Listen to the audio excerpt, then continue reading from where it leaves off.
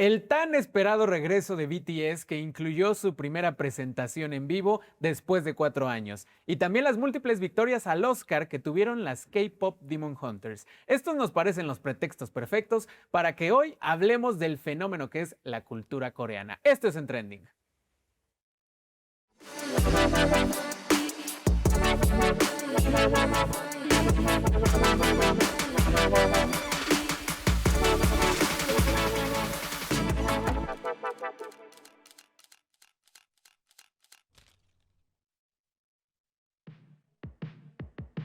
En los últimos años, la cultura popular coreana empezó a colarse poco a poco en México, y cuando nos dimos cuenta, ya estaba en todos lados.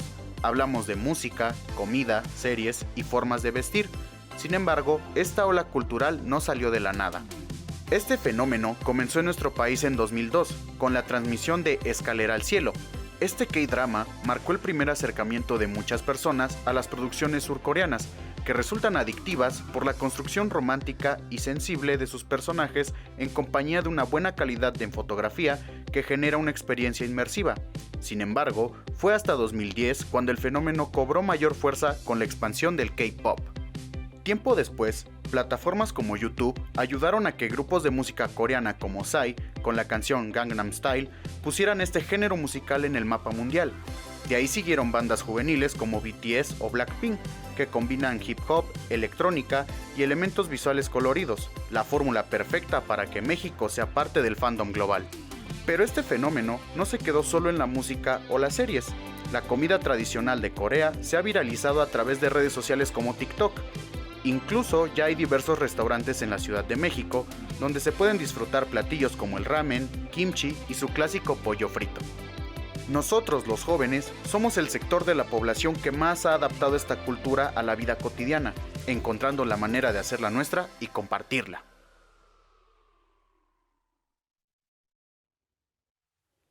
Como ya lo menciona muy bien Luis, a este punto todos hemos escuchado de menos una canción de K-pop en la radio. Nuestra mamá o abuelita está obsesionada con los K-dramas y hasta TikTok nos ha convencido de comprar uno que otro producto del skincare coreano. Y es que la K-culture, como también se le ha denominado, ahora es un fenómeno global que no habíamos visto nunca antes, Nayeli y Beto. Y es que también, por ejemplo, las ARMY recientemente lograron hablar con la presidenta, demandaron a Ticketmaster y han posicionado este foco a la atención de qué es este fenómeno que estamos llevando los jóvenes a todas partes de nuestro país. Sobre todo con ese ejemplo que mencionas, Ran, ya prácticamente en México ha sido imposible no estar inmerso o no conocer. O sea, de plano eso se mencionó en la mañanera, entonces algo conoces de las BTS Army, de la cultura coreana. Y es por eso que hoy en Trending queremos tomar ese pretexto para entender este fenómeno y entender esta cuestión que pues tiene 20 años y que ha sido muy, muy acelerada. Para eso nos acompaña Nayeli López Rocha, eres antropóloga por la UAM, sí,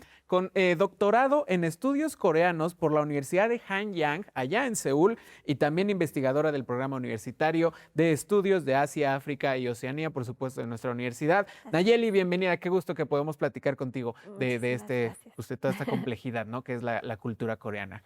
Muchas gracias por la invitación. Yo, listísima.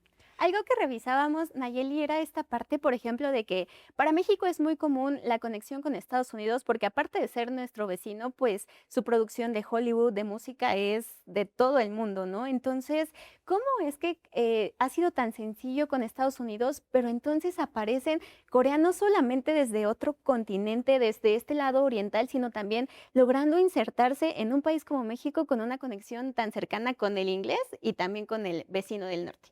Es una pregunta muy, muy interesante porque pareciera que este proceso ha sido fácil, pero pues como bien mencionaba Beto, pues tiene más de 20 años que inicia este proceso, ¿no? A finales de la década de los 90, el gobierno de la República de Corea traza un plan tanto de globalización, ¿no?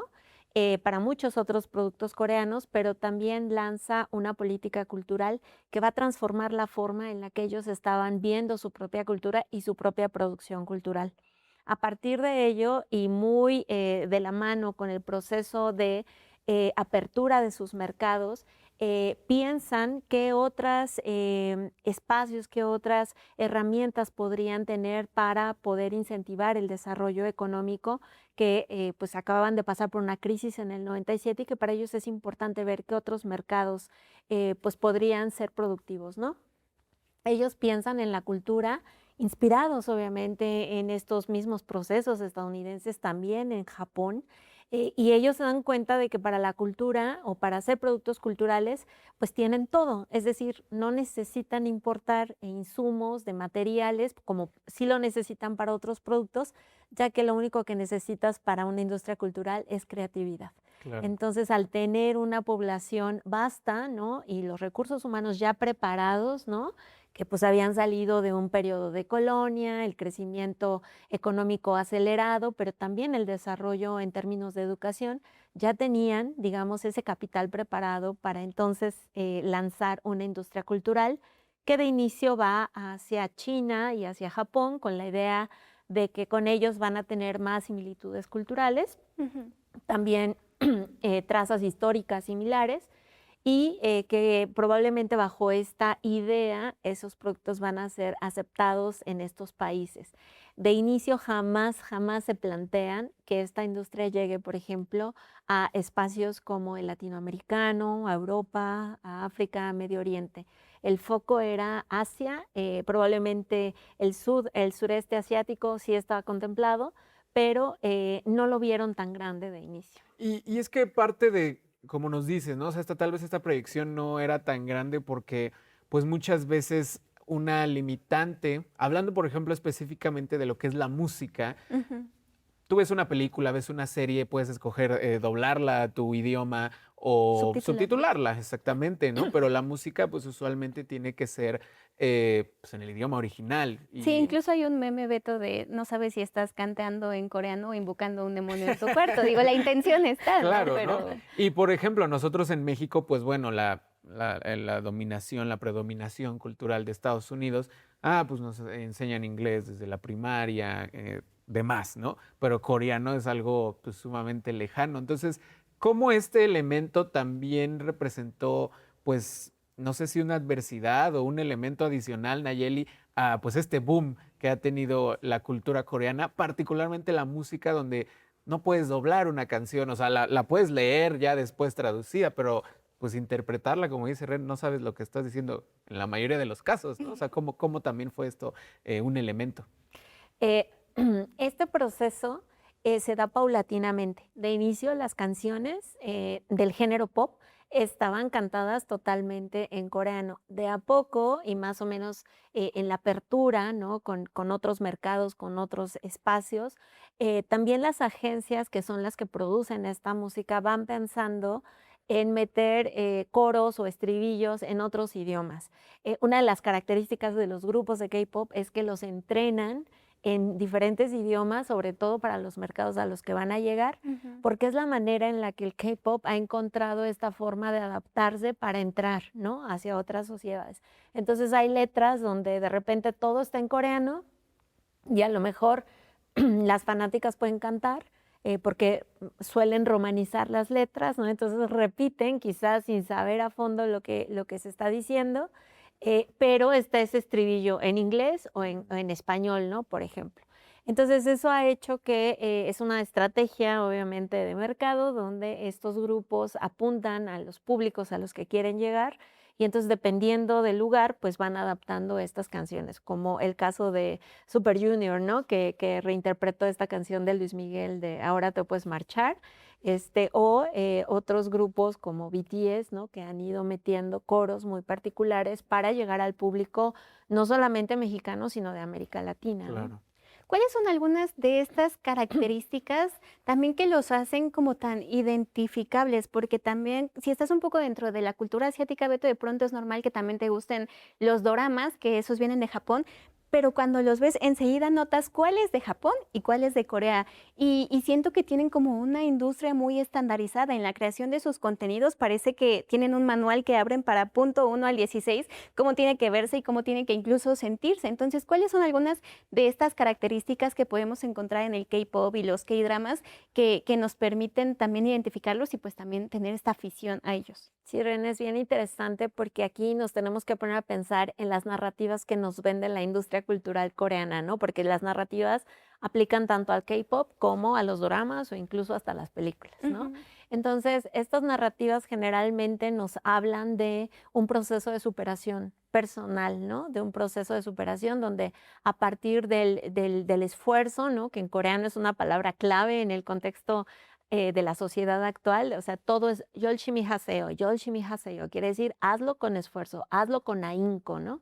Entonces, esta cultura está muy compenetrada, obviamente, en la sociedad y se ve reflejada en la forma en la que se presentan las narrativas, tanto de los dramas como de las letras de las canciones, ¿no?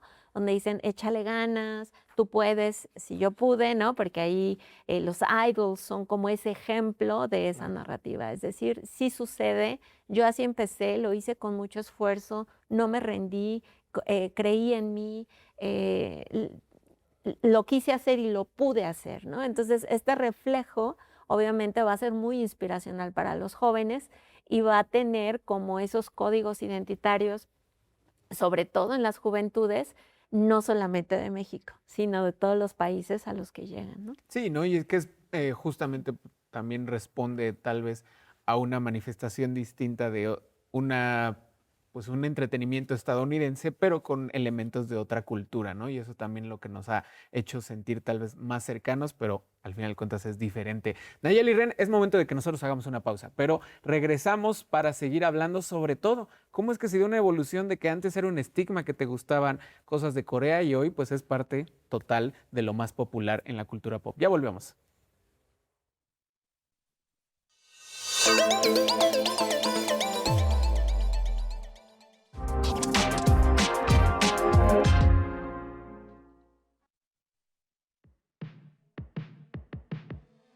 Llegó poco a poco hasta instalarse en tus audífonos, en la forma de vestir y en cómo toda una generación se percibe a sí misma.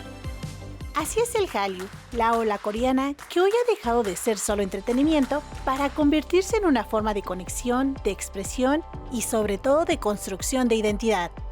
Impulsados por la música de grupos como BTS, Super Junior y los K-dramas, muchos jóvenes han decidido ir más allá del fandom para aprender coreano por su propia cuenta. Comienzan descifrando el Hangul, el alfabeto coreano, como una forma de acercarse a las letras, entender los mensajes y conectar de manera más profunda con sus artistas favoritos. Y es que en efecto, si te gustan los K-dramas, es probable que tengas o hayas tenido un amor platónico coreano. Y si escuchas K-pop, seguramente ya elegiste a tu miembro favorito dentro de un grupo musical. Este acercamiento trasciende la música y las series, y se extiende incluso a la literatura surcoreana. Un ejemplo es Han Kang, ganadora del Premio Nobel de Literatura 2024, quien alcanzó reconocimiento internacional con su obra La Vegetariana, donde explora temas como la violencia y la desconexión entre el cuerpo y la mente. La moda también ha sido atravesada por la K-Fashion, que se ha integrado de forma natural al estilo cotidiano, faldas plisadas y prendas oversize. Por su parte, el skincare coreano se ha popularizado como una rutina que va más allá de la estética, limpieza, exfoliación y mascarillas faciales que se convierten en rituales de autocuidado. A ello se suma la gastronomía coreana, que ha derribado barreras culturales, acercando a los jóvenes a nuevos sabores y experiencias. Desde el arroz al vapor y el barbecue coreano hasta bebidas como el matcha. Lo que inició como un interés de nicho ha logrado transformar percepciones para dar paso a la construcción de comunidad.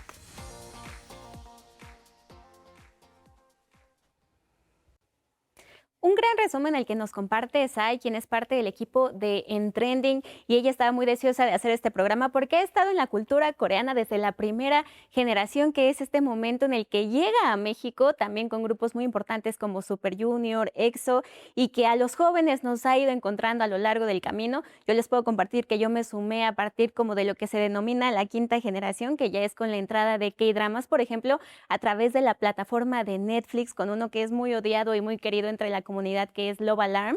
Y dentro de esto, pues yo te preguntaría, Beto, ¿tú cuál fue este primer encuentro que tuviste con la cultura coreana, incluso tal vez antes de saber que era coreano o que venía de Asia? Híjole, yo creo que sí me tendría que ir a la comida porque pues yo soy muy fan de la comida y si bien, por ejemplo, sé que el sushi es de Japón originalmente, ¿no? Pero ya después del ramen, que ahorita nos decía Nayeli que es ramión, pues sí, la pronunciación correcta, pues sí, o sea, creo que para mí fue ese primer momento. No mentiré, de la música del K-pop, ahí sí, o sea, quedó fuera de mí. O sea, claro que he escuchado las palabras de BTS, de Blackpink, pero sí, la Ni verdad, siquiera aparte de Bruno Mars con Rosé. yo creo que pues sí, como dices, o sea, la escuchas y ya después te enteras, es una artista coreana, pues, pero sí, ¿no? O sea, yo creo que te diría Golden de las K-Pop Demon Hunters, la recién ganadora del Oscar, sería como la primera canción que digo, estoy consciente y me gusta. Pues no que no me disguste, simplemente, pues sí, del lado del entretenimiento sí quedé un poco más fuera.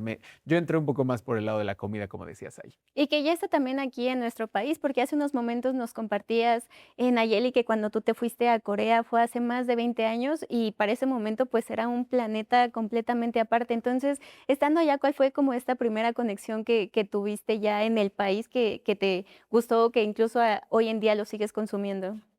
Pues bueno, a mí me gustó básicamente todo. Me encantaba su comida, me encantaba su estética, me encantaba su arte, me encantaban sus palacios, me encantaba su vestimenta tradicional, los ritos que tienen dentro de casa, la relación con los adultos mayores Claro. que cuidan mucho también a los jóvenes, a los niños, ¿no? Como ese sentido de colectividad social que tienen como una extensión familiar, es muy interesante.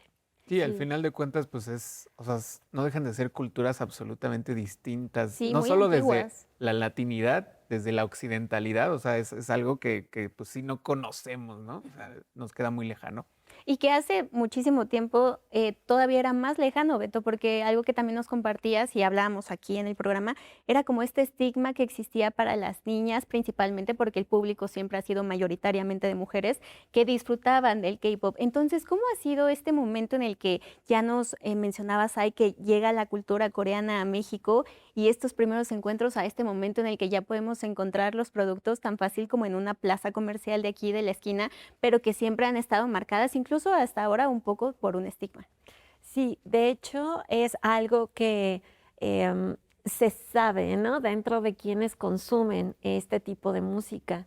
Hace muchos años, cuando alguien decía, ay, soy fan de Super Junior o de otros artistas coreanos que estaban empezando a llegar, sí se les veía de una manera diferente, ¿no? Generalmente los asociaban sobre todo con esa cultura pop japonesa, ¿no? Les decían, son otakus, ¿no? O son emos, por la forma en la que se vestían o se representaban. Eso ha cambiado sobre todo, sí, con el boom de Gangnam Style, con Psy, pero creo que BTS ha sido el detonante que ha hecho que transite a otra forma de percibir tanto a los grupos como a los fans de estos grupos.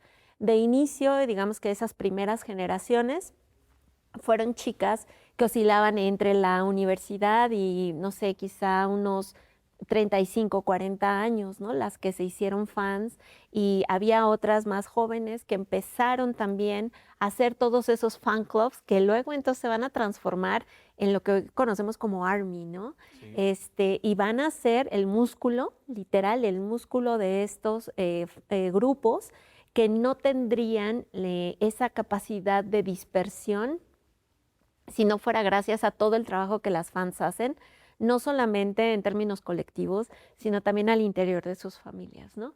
Ellas son las que le presentan al papá, a la mamá, mira, mi grupo, mi BTS. idol, sí, se hace así, ven, vamos a comer comida coreana, O sea, ellos son los que insertan a los papás y a otros miembros de la familia a estas prácticas, quizá no son de directo consumo de K-pop, pero sí de consumo cultural coreano. Es decir, o van a restaurantes o incluso, por ejemplo, hoy, y que es parte de toda esta política cultural, se sabe de muchos viajes que se hacen como vacaciones a Corea, ¿no? Y es toda la familia. Entonces, esto si te lo planteabas hace 20 años, era como, por favor, ¿cómo, no? Si para poder ir a Corea necesitabas trabajar muchísimo tiempo porque el boleto era carísimo, pues hoy tenemos un vuelo directo que nos lleva a Ciudad de México, Seúl, que nos pone de una manera muy accesible la cultura coreana, no solo en la dimensión del K-pop, sino en muchos otros aspectos de Corea. Nayeli, y con, o sea, con este panorama, o sea, con esta evolución que nos acabas de describir, eh, ¿por qué crees tú o por qué ha sido tan grande y tan exponencial? O sea, lo acabas de decir, con esto remataste, que hace 20 años era impensable. No sé, ¿no? O sea, regreso a que la cultura dominante de nuestro lado del Occidente. planeta, exactamente, Estados Unidos, pues bueno, ¿no? O sea, creo que hasta nuestros papás y sobre todo nosotros vecinos de Estados Unidos, pues bueno, siempre ha habido un acercamiento, siempre ha habido una intención de irse a vivir allá, la migración, etcétera. Pero entonces, ¿por qué dirías que fue tan rápido y tan exponencial este posicionamiento cultural de Corea en el mundo y pues bueno, también en nuestro país, en nuestra región? Bueno, yo creo principalmente en México porque son otros productos de entretenimiento que quienes los consumen los consideran alternativos a este modo de producción que hay en Hollywood, ¿no? De alguna manera también la forma en la que nos ha influenciado Hollywood históricamente desde que existe en nuestro país, Sí. la forma en la que ha imaginado que ha moldeado los imaginarios de México hacia el exterior, te hablan de la fuerza que puede tener una industria cultural, ¿no? Entonces, en varias investigaciones que he hecho o que hemos hecho a veces con otras personas, hemos encontrado que algunos de los puntos importantes por los cuales se consumen estos productos, sea K-pop o sean dramas, es porque plantean otras historias. De inicio eran historias muy cortas que contrastaban mucho con esos, como les decían en España, culebrones, ¿no? De las grandes televisoras mexicanas que te traían 2 años masticando la misma historia y decías, Diario. ya, Sí, por sí, favor, sí, ¿no? sí. En cambio, vienen los dramas coreanos, a partir del 2002 se proyectan a través de televisión abierta, de televisión mexiquense, y son historias breves. O sea, el inicio, el clímax y el desenlace son rápidos, ¿no? Que también ahí ya nos estaba reflejando mucho la cultura coreana, ¿no? La cultura Sí. coreana es, sobre todo en las grandes ciudades, ¿no? Sí. En las zonas rurales es otra dinámica, pero sí tienen mucho esta idea de todo rápido. Entonces, primero eso. Las historias de fondo son muy similares. Es el romance, el que el pobre se va a convertir en rico, o que la pobre se va a casar con el rico, o sea, siempre es este modelo aspiracional de la historia. Sin embargo, ellos reflejan, por ejemplo, el amor de una manera diferente. Varios de las conclusiones, ¿no?, que tenemos es que, por ejemplo, se ven porque no encuentran imágenes hipersexualizadas de la mujer, porque no encuentran una agresión violenta, ¿no? Directa hacia la mujer, porque no encuentran contenidos violentos dentro, o sea, alcanzan a detectar cierta violencia, por ejemplo, en patrones de machismo, pero esa violencia se sanciona, esa violencia se castiga, ¿no? Y es algo que no sucede en los contenidos que se producen en México, ¿no? También, por ejemplo, la forma idealizada del amor, es decir, pues es el príncipe azul, así perfil Cenicienta, ¿no?, que me va a salvar, pero en una investigación que hicimos particularmente de qué características tienen esos salvadores, ¿no?, es bien interesante porque entonces las chicas que contestan dicen, bueno, es que son hombres amables, son protectores, son proveedores, y si te aman, pues te aman para siempre, ¿no? Son fieles, son trabajadores, son disciplinados. Entonces también eso nos va dando pautas de cómo estos nuevos ideales o estas representaciones de la masculinidad a través de los dramas o de los grupos de idols van cambiando la forma en la que las mismas chicas pues plantean sus ideales contemporáneos, ¿no? ¿Qué es lo que esperan de los hombres mexicanos, ¿no? Entonces, también esto nos permite, y es desde donde yo siempre planteo las investigaciones, nos permite cuestionar qué tanto en nuestra sociedad no está respondiendo a las necesidades de nuestras juventudes, ¿no? O sea, qué ejemplo les estamos dando, ¿no? Para que se refugien en este tipo de consumos. Pues qué reflexión tan importante, Nayeli, sobre todo también porque nos compartías fuera del aire que si bien, y lo mencionaste, estos públicos originalmente estaban en la universidad o ya en sus 30, 35 años, ahora cada vez las niñas tienen menos edad, desde los 9 años ya nos mencionabas que quieren aprender coreano y quieren vivir este sueño, entonces sí creo que es algo muy importante que los jóvenes podamos seguir haciendo estos espacios de reflexión, Beto, para saber qué estamos consumiendo, por qué lo estamos consumiendo y cuáles son estos puntos clave para las producciones también mexicanas, ¿no? Sí, claro. En nuestro país. Y sobre todo yo, por ejemplo, me quedo mucho con lo que mencionaste de que las ARMYs o bueno, las seguidoras de este tipo de contenidos tienen como este poder porque acercan a toda la familia y porque se meten en todo. O sea, no solo soy fan del cantante, sino me gusta la cultura de la comida. Entonces, de ahí viene como esa cuestión de organización y colectividad. Me resultó muy interesante. Nayeli, llegamos al final de nuestra entrevista. Te agradecemos mucho que hayas podido platicar con nosotros aquí en Trending. Y pues bueno, un tema fascinante que seguramente va a seguir dando de qué hablar porque pues bueno, está ya colocado de lleno en el mainstream. Nayeli, muchas gracias. Gracias a ustedes por la invitación. Muchísimas gracias por compartirnos todo este panorama, Nayeli. Y nosotros llegamos al final de este En Trending. Recuerden que nos encontramos todos los miércoles en punto de las 20:30 horas, en repetición los sábados a las 19 horas y esta emisión y las anteriores siempre están disponibles en nuestro canal de YouTube en TV UNAM. Hasta la siguiente semana. Nos vemos.